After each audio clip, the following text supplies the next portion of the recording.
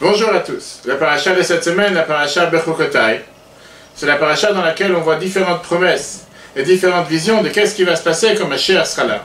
Et un des versets que la Torah nous dit, Venatna haaretz yevula, ve'etz hasadeh yiten pirio, que le jour où nous allons planter des graines pour recevoir les légumes, les fruits, le même jour, les fruits vont pousser. Et différentes autres promesses de qu'est-ce qui se passera à la venue de Mashiach lors de la délivrance que nous prions tous les jours qu'elle se passe très rapidement.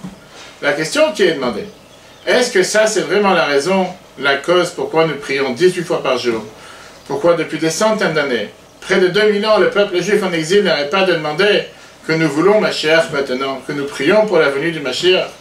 Est-ce que c'est seulement pour avoir le résultat des plantations des fruits, des légumes le même jour, pour que les animaux bêtes sauvages ne se dévorent plus l'un avec l'autre, qu'ils puissent vivre en paix, un mouton avec un lion, et les différentes autres promesses qui sont écrites dans les livres, comme nous avons lu il y a quelques semaines lors de la Haftarah de Acharon Shel Pesach, sur les différentes visions prophétiques de qu'est-ce qui se passera quand Mashiach sera là, qu'il n'y ait plus de guerre, qu'il n'y ait plus de vengeance, qu'il n'y ait plus de haine. Est-ce que ça c'est la raison même pourquoi nous prions pour la venue de Mashiach? Est-ce que vraiment nous attendons d'avoir un salaire, une récompense physique, matérielle? Et ça, c'est la raison pourquoi nous attendons le Mashiach. A priori, on aurait dû mettre l'accent sur un révèlement divin, la construction du troisième temple, des choses qui sont beaucoup plus spirituelles que d'attendre d'avoir une meilleure vie matérielle, un meilleur monde matériel. Le Rabbi nous donne la réponse à cette question, basée sur ce que Maïmonide nous dit, en commençant par analysant le rapport entre un employé et un employeur. Un employeur donne un salaire, paye un salaire à un employé à la fin du mois, en fonction de son travail. Mais après, il y a aussi ce qu'on appelle les conditions de travail, qui fait qu'il va aussi lui fournir parfois un téléphone, parfois une voiture, les différentes conditions de travail afin qu'il puisse remplir son travail. Tous ces gains, qui s'appellent les conditions de travail, ne sont pas considérés une partie de son salaire, sur lesquels il, évidemment, ne paye pas des impôts, puisque ce sont des conditions qui facilitent à la personne de pouvoir mettre en application son travail. Il y a ce qui reçoit son travail, sa fiche de paye, sur laquelle, effectivement, il va payer des impôts, il va avoir différentes charges. Et après, il y a les conditions de travail que son employeur lui donne, qui sont des moyens avec lesquels il pourra effectuer son travail convenablement, correctement. Maïmonide nous dit que c'est exactement la même chose.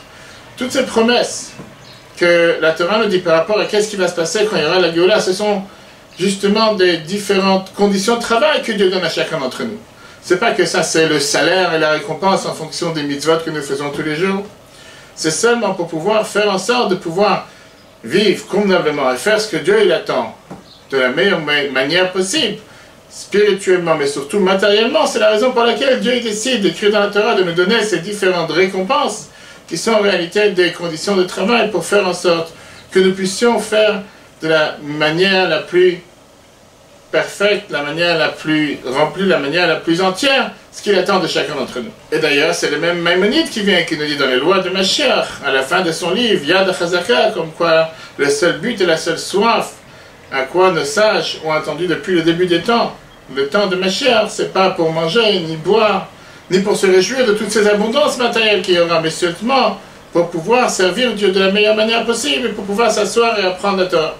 Donc on voit bien ici que ce sont des conditions de travail, ce sont des différents moyens que Dieu nous donne afin de pouvoir remplir le devoir qu'il nous a donné de la meilleure manière possible. Mais en aucun cas, c'est des salaires ou des récompenses, ce qui apparemment pourrait paraître bizarre. Pourquoi nous attendons la délivrance juste pour avoir ces bienfaits matériels? Vient la Chassidoute et rajoute à ça un point important, qui est qu'en réalité, le monde dans lequel nous vivons est un monde qui est déréglé, un monde qui n'est pas normal. Nous sommes habitués à vivre dans ce monde et tout va bien et tout est à merveille, mais en réalité, le fait qu'il y a des bêtes sauvages qui se dévorent ou qui dévorent des autres animaux, ça même, c'est pas normal.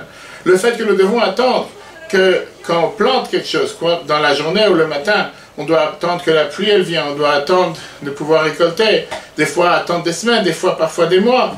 Ça même, c'est un déréglage de la nature, comment elle était au début des temps, avant la faute d'Adam et Ève.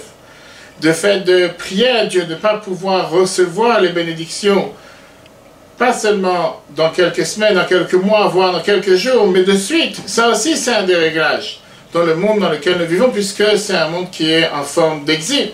Et c'est la raison même pourquoi nous prions tous les jours de pouvoir avoir la venue de Mashiach, pour pouvoir avoir un monde qui soit réglé comme il était au point de départ.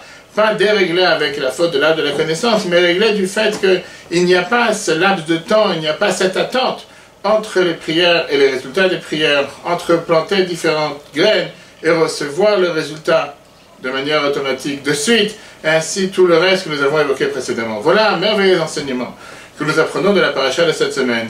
Il ne reste qu'à prier et demander que nous méritons la venue de Mashiach aujourd'hui, et à ce moment-là nous verrons pas seulement le résultat de tous nos efforts, de tout ce que nous avons fait pendant les périodes de l'exil, mais nous verrons ces résultats de manière concrète, soudaine, matérielle, terrestre, et que cela se passe très rapidement. Très bonne journée à tous et à la semaine prochaine.